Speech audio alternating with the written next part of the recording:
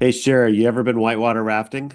Yes, I have. The Love it. one thing about whitewater rafting is that you can't just float down the river. You got to paddle faster than the whitewater to stay upright. Otherwise, you'll be capsized. All right, let's Yes. hear about it. This is the real story with Adam and Sherry. I'm Adam Hamalian, And I'm Sherry Hutchens. and this is where two broker associates talk about all things real estate. All right, Sherry, let's get to it. Hey, Yeah, how's it going? this is, What's going on with this crazy market? this Speaking is of our whitewater really rafting. suave intro. So, Stop. no, Pause. no, no, just to keep going. This is good stuff. Okay. Yeah. Um, How's the market? yeah, the market's a little crazy right now. Are you paddling faster than the water? Well, I'm definitely yes, we're trying hard to paddle faster than the whitewater. Yeah. It's Uh, hard to keep up sometimes, but I think we're doing it. yeah, so it's been so skewed towards sellers for the last 5 years, maybe longer than that, Hmm. that it's been a while since we've been in a buyer's market, and probably even different that it's just kind of this, it's not really either a buyer's market or a seller's market. It's kind of in between. And that is really, I'll say new in the last 4 or 5 years, don't you think? Yes. Yes. I mean, I think that it's becoming less of a seller's market. Having said that, the last couple offers we've written have been multiple offers, and we've gone way over the list price and on behalf of our buyers, and we haven't gotten it. So how is that a seller's or how is that a balanced market? Yeah, well, I guess obviously that's always dependent upon how a price is homed, right? Or Hmm. how a home is priced. Hmm. Seller listed at $1, of course, it's going to go in multiples over. But what we're seeing is values are softening a little bit, and we're not seeing offers compared to, say, a year ago, Hmm. just going wildly crazy. Hmm. They're a little bit more timid in where they're ending up compared to a similar sized home a year ago. Or 4 years ago, Yeah, or when four we're just years like, ago. here, take all my money. And no, I Yes, don't need any contingencies. I just want the house. exactly. Um, We did offer $400,000 over on one of our listing, one of the oh, that's right. offers. I mean, 400,000 on a $1.8 million house. That's a lot of money. Yeah, but that was way underlisted, obviously. And Well, obviously. well, I mean, we not only did we think it was worth that, somebody else thought it was worth that too. So it wasn't just like one person. I think Correct. that's one of the I'll say nightmares, but challenges for appraisers when they're trying to assess values or comparable sales. Yeah. Just because one person was willing to overpay X amount of dollars doesn't mean that that's market value. There might have been really something unique about that property Yeah. that only they wanted it. Yeah. Um, but on that one, when we bid 400 over, we weren't the only ones going 400 over. And we were cash, and so was the other offer that went 400 over. Yeah, yeah, So it didn't matter what the appraisers thought because there were no appraisers. So, true, and true. it was a fixer upper. Well, yeah, it was It was dated. livable, but it was, practically original 1950s condition. Yeah. Yeah, that's interesting. Well, how would you describe something like just because it's dated, is it automatically a fixer? Like I think about the a house that is in disrepair that, you wouldn't want to move into Hmm. as being a fixer, Hmm. as opposed to just it's a 1950s bathroom that works perfectly fine and is clean and been painted over the years, and Hmm. it's not, it not that it looks new 1950s, but it doesn't look trashed. But Right. what would you call a fixer? Is it just anything that's not modern? Well, I guess if you don't like older homes and you're willing to live in a house with a 1950s kitchen, it's not a fixer, it's habitable. Yeah. So does a fixer mean that it's uninhabitable? I mean, that's a contractor special. That's more Yeah. than just a fixer. Yeah, yeah, yeah. If it's uninhabitable, that's a contractor special. Yeah. It's funny, we have all these terms that we use in real estate and we kind of take them for granted, but you know, do we do a good enough job explaining them to our buyers what they all mean? The little nuanced difference between a fixer and a contractor special. Maybe it's not a little difference. Yeah. Well, I I think, mean, we have a contractor special coming up. yeah. Um, Although you think it's more livable than I do, I I think. Yeah, I think so. I think you put new floors in there and fresh paint, you could move into it.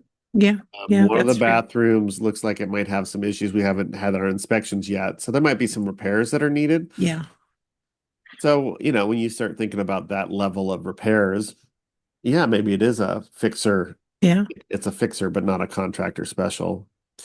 Well, Um, let's start with the term we used early on, seller's market. What is a seller's market?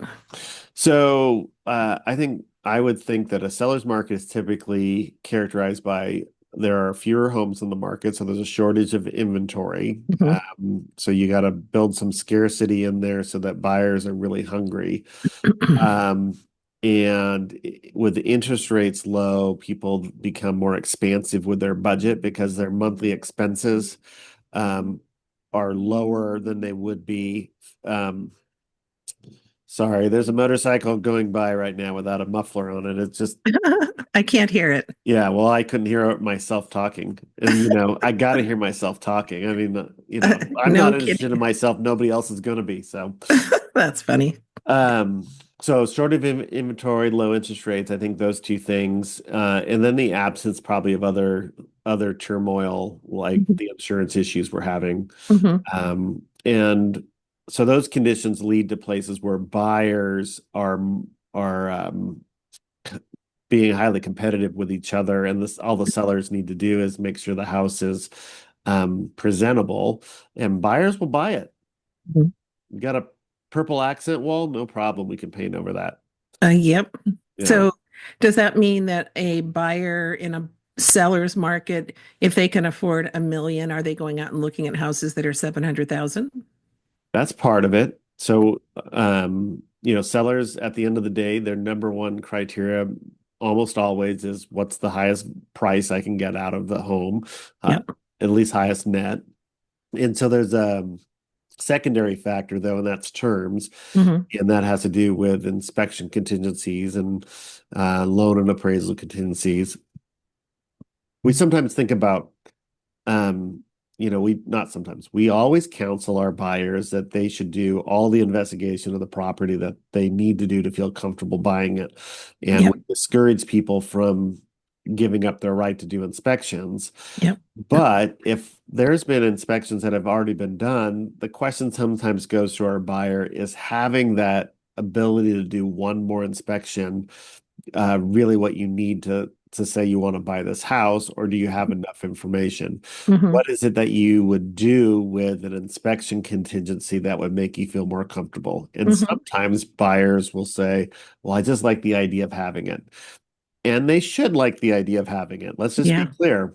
Yeah. But in a seller's market, if the seller has done a home and a past inspection and other relative inspections by credible inspectors, the buyer may not need to do their own, and it might behoove them in a Yeah. seller's market to remove their inspection contingency. Hmm.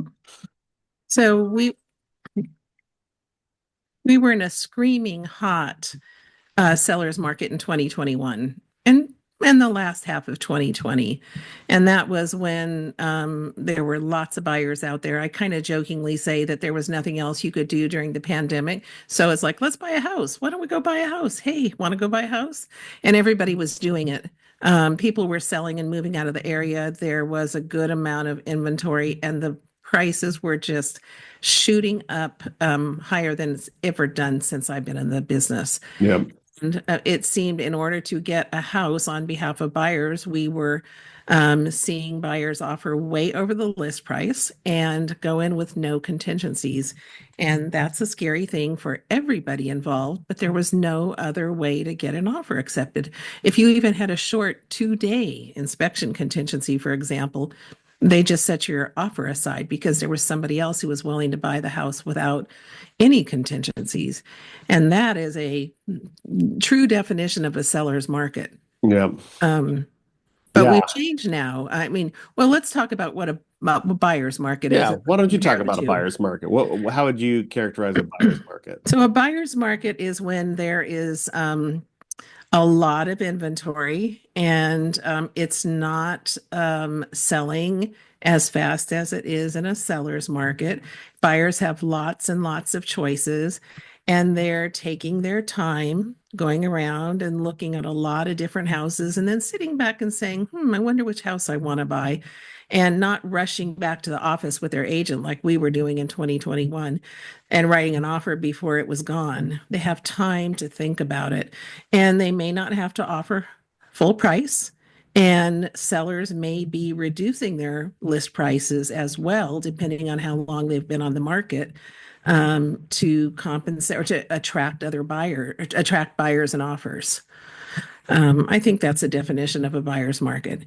I don't know that we've actually ever been in a true buyer's market since I've been in the business and starting in 2001.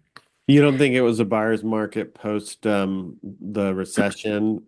Was it just that buy interest rates were so difficult and things it was the not really a buyer's market even then? Because it seemed like we had a glut of inventory and even like the Oh, banks that were taking back properties were waiting to list them because they didn't want to sell it at a low price. Was that squashing inventory or I don't think it was a buyer's market. I think it was a distressed market, yeah, if there is such a thing. I mean, I think 90% of the homes on the market were either short sales or REOs.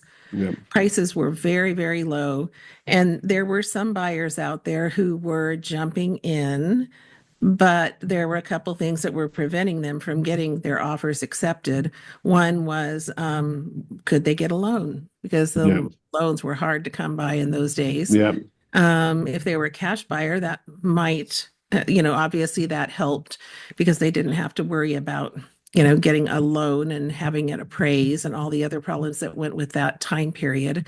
But also, if it was a short sale, was the bank going to approve it?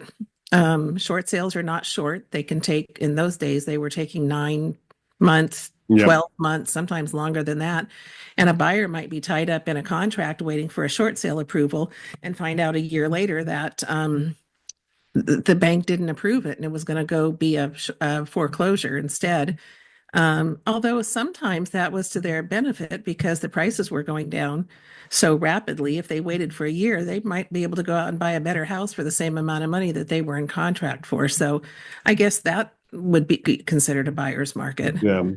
Um, So but yeah, one of the things that you can look at as a shortcut to seeing whether it's a buyer's or a seller's market is two factors. One, days on market hmm and relative sales price to list price to sales price. hmm So if things are selling in less than 3 weeks and they're selling at or over list price, that's indicative of it being a seller's market. But if it's taking 30 days or longer and the sales price is below the list price, that is, at least here in the Bay Area, would be a buyer's market.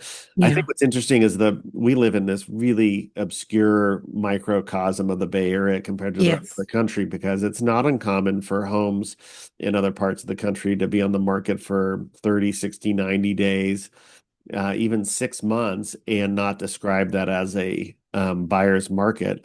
It's just more normal. But here in the Bay Area, everything's a little faster. I usually like to describe it to people that are uninitiated. It's kind of like the Hunger Games. Do you know the Hunger Games? It's oh yeah, absolutely, one of those yes, dystopia series that were made, book series that were made in a movie, and they have the different districts, and District 1 and District 2 are like where the capital are, and everything is yeah, distorted, right? yeah, Their hair and makeup, and they're like tattooing, eyebrows on, and what I mean, we guess we do that now, but you know what I mean, like just really extreme alterations of the human body yeah, yeah, that they'll sample food, but then they'll spit it out so that they can get other food and just kind of waste it. And in the outer district, they're just happy to get whatever they get.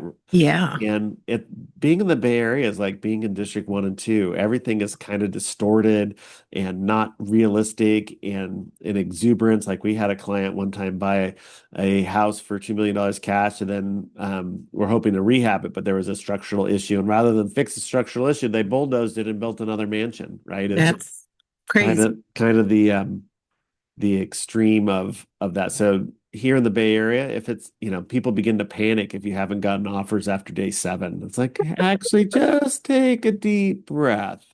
We could be in a buyer's market, or a seller's market rather, and have it take more than 7 days. So, Yeah, yeah. So so something funny is happening now with it may be a transition from a seller's market into more of a buyer's market, but there's one important part that is missing, and that is prices should come down if you move into a buyer's market. And we're not seeing that. Well, I think we're seeing some softening, but yeah, not dramatically so. I think you're No, right. prices are still high. Yeah. So this, I feel like it's the tale of two markets kind of happening at the same time in our midst. Mhm. And it really depends on how a house is marketed and prepared and the way it's priced. I mean, right? I mean, the pricing when it comes to listing is of utmost importance in any market, but particularly in a transitional market. And it's the job of the agents to really evaluate and help their sellers evaluate the value of a home in relationship to the market competition. And so Mhm. doing the simple things like freshening up the house with fresh paint, maybe new flooring, taking care of those added little things that are going to be a distraction when a buyer walks in. Um, it can make a huge difference. Those simple things can make a huge difference, not only in the list price, but how buyers respond to the house. And anything that feels like it needs a makeover in a transitional market, it's Mhm. going to sit for a little bit unless it's priced low enough to attract that hungry buyer. We have a buyer right now who they were hungry to do their own work and they didn't mind a house that needed repairs, but they were unique. I think most of our buyers want something that they can just move into and put their clothes in the closet and start cooking on the stove moment one. I don't think most buyers have the skills that the are there buyers who wanted a fixer Yeah. or a dated property have. I mean, they are able to do a lot of things that most people can't do and have the means to get the equipment to do it as well. Yeah. Well, I for those of you who don't know me, I have a background in construction, a little bit of remodeling, some property management, and I did a major remodel on my own house. So I have a bunch of tools that I sometimes lend out to my friends. Depends on whether I want them to all have their fingers or not. But I warn my friends that please don't bleed on my tools; it'll rust them. They think that I'm Heard you say hardcore that that. way, which is not true. Um, but but I take pretty good pride in my capacity and what I have tools Yeah. I have and know how to use. This is the first client who I think rivals my tool garage. He's got as much like he said, "Oh yeah, I got this nail gun, I got that saw, I got this." And I'm like, "Okay, that sounds like you're ready to do all the work." Well, not only that, we were talking about taking out a pool at a house, and what did he say? I think I have access to A bobcat. a bobcat. Yeah. For those of you who don't Oh, know, a sure. Bobcat is a brand name of a small tractor, bulldozer type equipment that you can use to put a jackhammer attachment on it, jackhammer out the bottom of the pool and the pool deck, and then use it to load the concrete into a dump truck. So, like, that's pretty cool. That was pretty funny because, but what a great skill to have and access to that equipment because taking out a pool can cost $30,000. Yeah. Say, I got to drive a Bobcat for a job that I had once. I was working for a gunite company and shotcrete. So that's a way of placing concrete by using a hose and pumping and shooting it at a high pressure. So pools are done with gunite typically. Mhm. And so I was the shop boy. This is, I was like 19. And so we had a Bobcat that I used to move equipment around the yard. And then this one time they wanted me to load it into the back of the giant dump truck so it could get hauled up to Vallejo. They were working on the new Marine World. Well, it's not new anymore, but 40 Was years then. ago, 40 years ago, it was the new Marine World. And so you can picture a dump truck as pretty high up off the ground. And we had these ramps that spanned it up there, but it was pretty steep. So I get in the Bobcat, and I've had very minimal training. I mean, like minimal. You push this lever, you pull that lever, put the seatbelt on.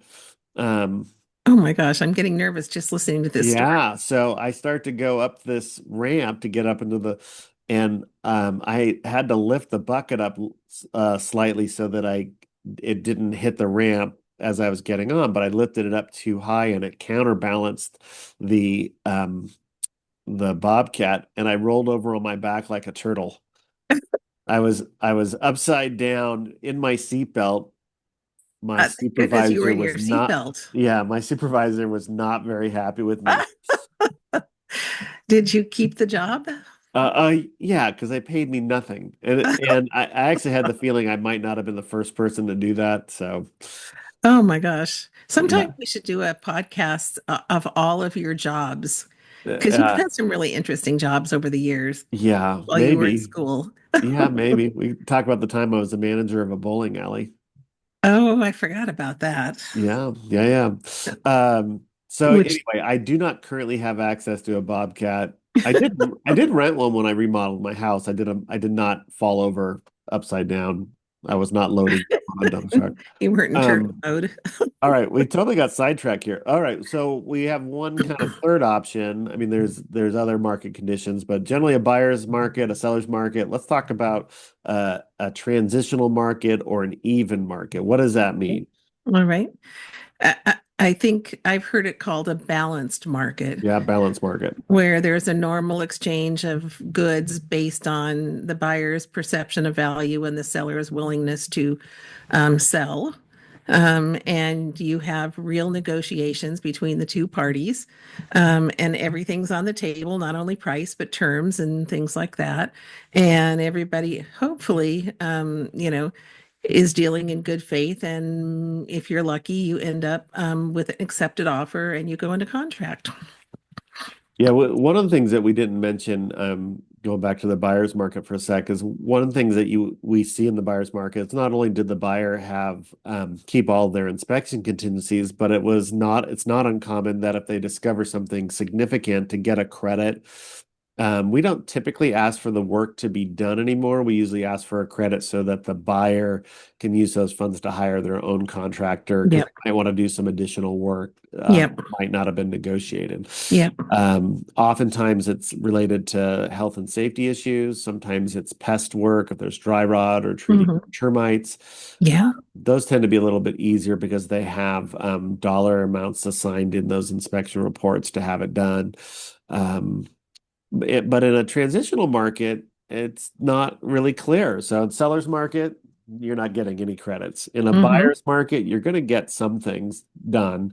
But in a transitional market, it's all up for grabs, partly negotiation skills on your agent's part, Yep. especially the steadfastness of the client on how what they're willing, or would they be willing to walk away from something um, risking they might not get something else, right? Because in a buyer's market, yeah, we'll walk away from this house, we'll find another one. But in a Yep. even transitional or a balanced market, it's a risk. Yeah. It's funny because I feel like agents, to a certain degree, have lost some of their negotiation skills over the last 5 years because we haven't been negotiating with sellers. It's almost like we've been negotiating with our own clients to convince them how much they have to spend in order to get their offer accepted and negotiating with them about whether or not they want to do inspections or if they want to go into the offer contingent free. And I hate to make it seem like we're negotiating with our clients, but we are definitely coaching them and talking them through that whole process. And that's not really how it's supposed to work. Yeah. In a balanced market, we should be writing an offer and then negotiating on their behalf with the other party. We had two transactions earlier this year. One where we represented a seller and one where we represented a buyer, where the buyer found something that was significant to them. Mhm. Um, Again, that's all relative. What's significant for one person might not be for somebody else, but Yep. All both depends were on how much money they our have to client who fix was a it. buyer, and then when we were a seller on the other side of the transaction and a buyer, they Hmm. both wanted a significant credit for something that they discovered. And in Yep. both cases, they neither one got the credit they were hoping for, and they both still bought the house, Yeah. which would feel like a seller's market. But it's the fact that both of them were able to ask for it. 4 years ago, you wouldn't have even asked. You would have just taken it, right? Not only that, but in the last year, we've had a significant change to the document called Request for Repairs. Hmm. And the last time we used it, which was not that long ago, I had to sit down and figure out how to use it because I hadn't used it in Yeah, so well, long. yeah. Was like, now what is, I thought this was one page and now I've got two pages. And what is all this stuff and all these choices? It took me a minute to figure out, okay, this is a new form. I Yeah. have to fill it out. How do I do that? Because and it used to be just part of the process Yeah. I mean, I can't think of before this last 6 months, when's the last time we used that document? Probably before the pandemic. before the pandemic. Yeah. Absolutely. Yeah. Yeah. Yeah. And even then, it wasn't that common. No, no. I wonder what people in the rest, or agents in the rest of the country, how they work, you Well, know? well, they don't work ethically apparently, because that's why all these lawsuits show up. And we in California are like, come on, that's just best practices. Yeah, that How did is you not true. tell your client that? Of course. Yeah, that's true. But there Um, must be, I mean, I know that in other parts of the country, it's not unusual for a house to sit on the market for 6 months and have that be normal. yeah. I think that, the other thing that I think that we're seeing some changes, and we're yet to really fully see it flesh out, is just because something sat on the market for a while doesn't necessarily mean that you can get it below its list price. Right. And um, it used, 3 or 4 years ago, if you put something on the market and you missed it, that you were overlisted price wise, and it sat for 10 or 14 days, you knew you were overpriced Yeah. because of all the buyers that were out there. Somebody would have made an offer on it. Yep. And now that's not quite the rule of thumb. You could be sitting on the market for 14 days and you still may get full price or something close to it, Yeah. as opposed to doing a serious price reduction. Should we talk about the Atom 5% rule? I was going to ask you about that. But Tell me about your Atom 5% that's rule. right. So, this is not proprietary information. I forget where I learned it or heard it, but I think that about 5% is where buyers and sellers have a threshold of interest. And what I Okay. mean by that is, um, if you have a listing, say at $1 million, and nobody's offering on it, and it's been a sufficient amount of time, let's say 3 weeks, um, that if a buyer was going to offer within 5% of that list price, they would have. They would have said, here's 950. Yeah. Um, and if you're a seller, that's kind of your limit too. If you got an Mhm. offer, if you're listed at 1 million and you got an offer below 950, you're like, I'm not even responding to that. If you get an offer at 950, you may not accept it at 950, but you'll at least counter them up to 975 or Mhm. something like that. And by the way, splitting the difference is not good negotiation. That's just lazy. Mentally, sometimes it's helpful for the uninitiated, but you don't automatically assume that that's the right price just because somebody picked a random number. So anyway, back to my point about 5%. If you're a Yes. listing agent, or listing but seller rather, and you're not getting offers at 1 million, you have to drop it at least to 950, to get new action. Because if somebody was going to write 975, they would have done it already. And for buyers, they just need to keep that in mind, is if you want that house and it's $1 million, you can write at 950. You can write below, right? You can offer. You're not breaking any laws or rules Hmm. doing that. But you need to anticipate that if you want to be taken seriously, you need that's going to be difficult. It's not Yeah. not a hard rule. Doesn't cost you any money to write that offer at Hmm. 900,000. But if you want to actually negotiate and engage in a back and forth, coming in 10%, more than 5%, is a much more difficult ask than you think it might be. Do you think the sellers have a tolerance of 5%? Well, yeah, I think If- that if they're like before I sell it at 900, I want to try 950. Okay. Yeah. Well, I'd never heard of the 5% rule until we partnered. And now I'm a big fan of the 5% rule because I think you're usually right when about that, you I know. think I think it's a study of human nature, right? There's nothing magical about 5%, Yeah. but it's just I think that people want to try something different before they jump more than that. Sometimes you have a seller who is not willing to budge 1 inch on their list price. Yes. They've got Yep. that's in their mind. Even if the house sits there for weeks, they're not budging on that price. Yep. Yeah, exactly. Yeah. And sometimes you just have to let them sell the house to somebody else. Yep. Yeah, So, sometimes yeah.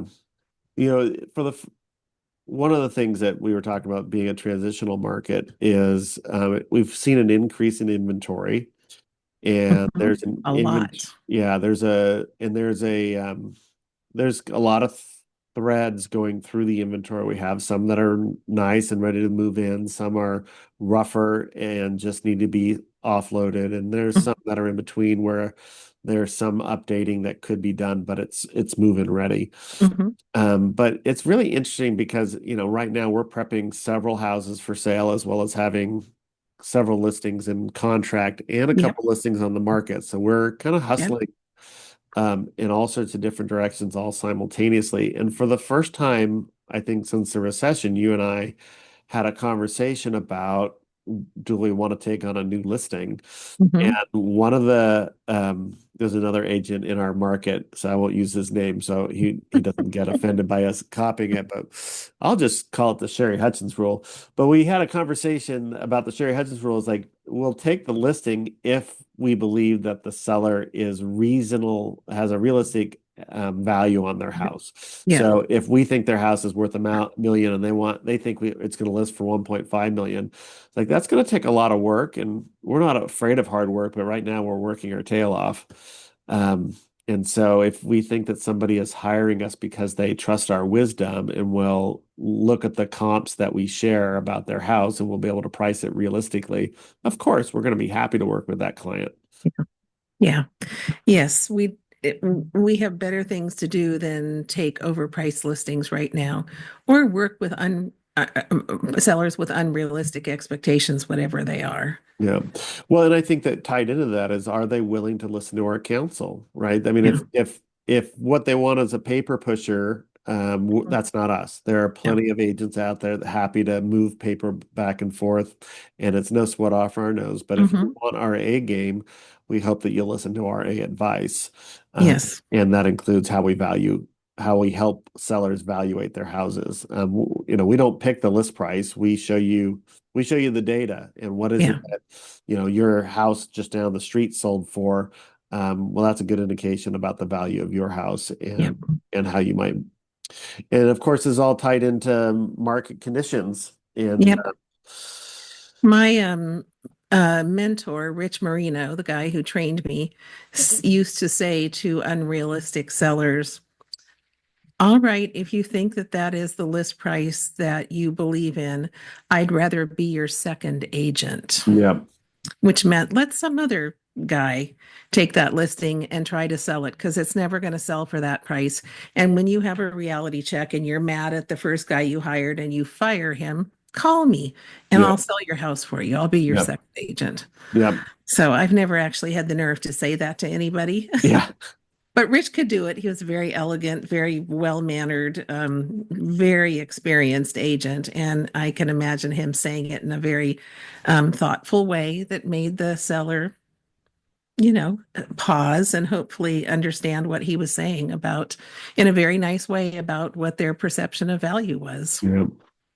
So, Yeah. I mean, I think that most agents that are out there are very hungry to work with anybody they can mhm, um, get to hire them, and I would say that we're normally that way.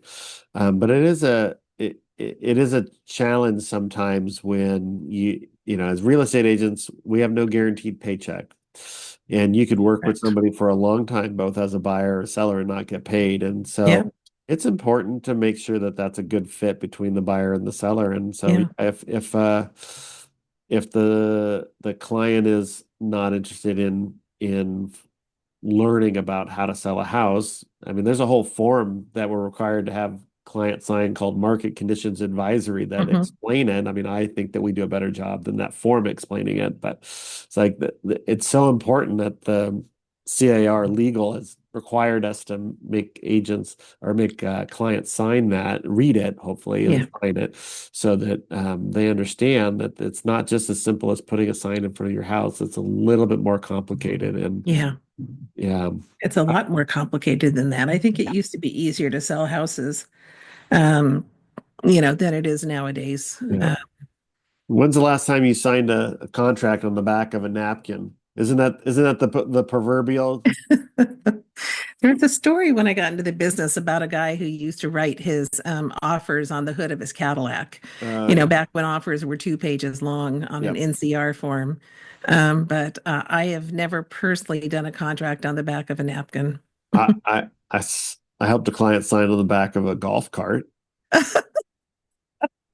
Yes, you did. That's a great It wasn't our story. very first closing during the pandemic, but it was close. Maybe it was the It, first closing. it was our first closing It after was the the first pandemic. closing, It and was just days after we went into lockdown. it was a 5 acres off of Bollinger Canyon in Moraga, and the notary would not drive across this bridge that was rated for a fire engine, And and she had a Ford Taurus. yeah, and so it felt a little rural. I don't really blame her. Plus the whole thing with COVID, but the clients, the sellers, had to come down from the house, and it was a golf cart. It wasn't a golf cart. It was a utility vehicle that was made out of a golf cart to get around the property. And so they came down, had a piece of plywood that we put out, and signed everything. They brought their dog. The dog was like just sitting there hanging out on the front seat. Yeah, you can't leave the dog home. Of course not. They're active participants. So Real estate agents have the best stories, yeah, yeah, and we are nothing if not resilient and resourceful. yeah, yeah, We yeah, figure out how to make it happen because that's why people hire us. exactly. All right. Anything else we should share about market conditions? I mean, like we probably could talk for 2 or 3 hours on this, but I think we've hit the highlights. Anything else you think are No, I highlight think it's worthy? good. I would hope for a balanced market so both buyers and sellers are happy. Because I don't think at the moment anybody's happy. We would like our clients to be happy. Yeah. Well, that reminds me of we had our quarterly legal seminar on Monday, and Yep. the lawyer said they love balanced markets like this because nobody feels like they're getting away with anything, or nobody Right. feels like they were totally taken advantage of. When Yeah. the one way or the other, especially if it's a seller's market and the buyer is being asked to remove contingencies and things like that, they expose themselves to more risk. Yeah. And then they, of course, when something unexpected happens, let's start by blaming their agent for not having advised them, which is a good Yeah. place to start. Yeah.